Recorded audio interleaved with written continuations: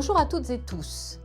Après plusieurs années de choc, 2025 a marqué une phase de stabilisation économique, avec une inflation maîtrisée, des politiques monétaires normalisées et une croissance mondiale modérée mais résiliente. Parallèlement s'est ouverte une période de recomposition profonde liée aux tensions géopolitiques, à la fragmentation des échanges mondiaux et aux transformations induites par l'intelligence artificielle.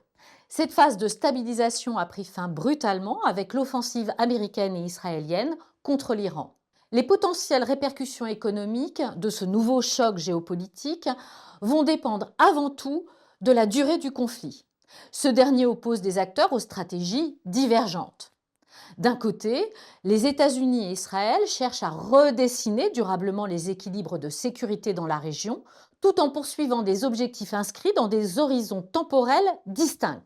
Le président américain veut une victoire rapide face à une opinion publique hostile aux interventions extérieures, tandis que le Premier ministre israélien, porté par le soutien de sa population, vise l'élimination du régime des Mollahs au risque d'un conflit prolongé. De l'autre, le régime iranien lutte pour sa survie et privilégie une stratégie d'usure visant à étendre le conflit et en accroître progressivement le coût économique et politique pour ses adversaires. Les effets économiques du conflit passent surtout par l'énergie et les flux de commerce. Un élément cristallise l'ensemble de ces enjeux, le détroit d'Ormuz, par lequel transite près d'un tiers du pétrole mondial et environ un quart du gaz naturel liquéfié, principalement à destination de l'Asie. Si ce passage stratégique rouvre rapidement et que les flux énergétiques se normalisent, l'impact économique resterait limité.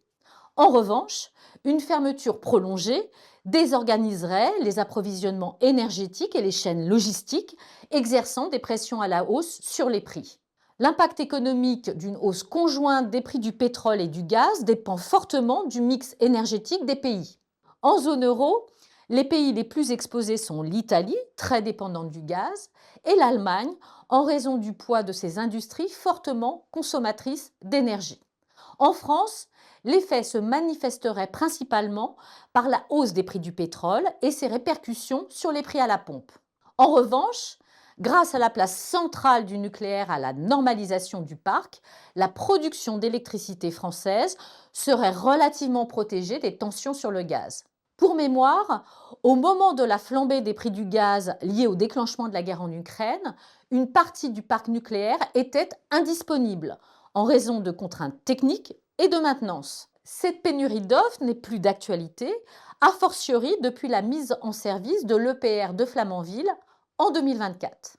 Plus concrètement, une hausse durable de 10% du prix du pétrole entraîne généralement un surcroît d'inflation compris entre 0,2 et 0,4 points, ainsi qu'un impact négatif sur la croissance de l'ordre de 0,1 à 0,2 points. L'effet du gaz est plus modéré et se concentre principalement sur la période hivernale en lien avec les besoins de chauffage. Selon l'ampleur et la durée du choc énergétique, la croissance française pourrait ainsi retomber sous 1% en 2026, tandis que l'inflation se rapprocherait temporairement des 2%. Dans ce scénario, les marges de manœuvre de l'État pour soutenir le pouvoir d'achat seraient extrêmement limitées, vu l'état dégradé de nos finances publiques. Les dispositifs déployés lors de la précédente crise énergétique ont coûté près de 36 milliards d'euros étalés sur un peu plus de 3 ans. Des montants comparables ne pourraient plus être mobilisés, ce qui ferait porter l'essentiel de l'ajustement d'un nouveau choc inflationniste sur les ménages.